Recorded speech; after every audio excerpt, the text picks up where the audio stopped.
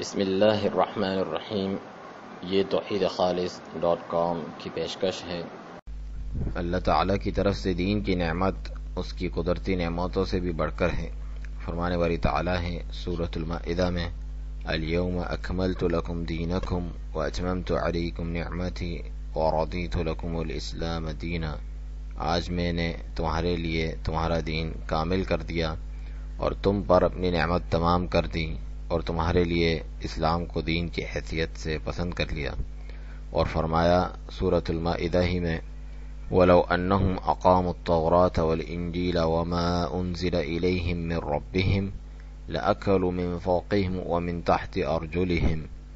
اور اگر وہ واقعی تورات اور انجیل کو قائم کرتے، اس کی پابندی کرتے اور اس کی جو ان کی طرف ان کے رب کی جانب سے نازل کیا گیا ہے، تو یقیناً وہ اپنے اوپر سے اور اپنے پاؤں کے نیچے سے کھاتے، ہر طرف سے روزیاں پاتے۔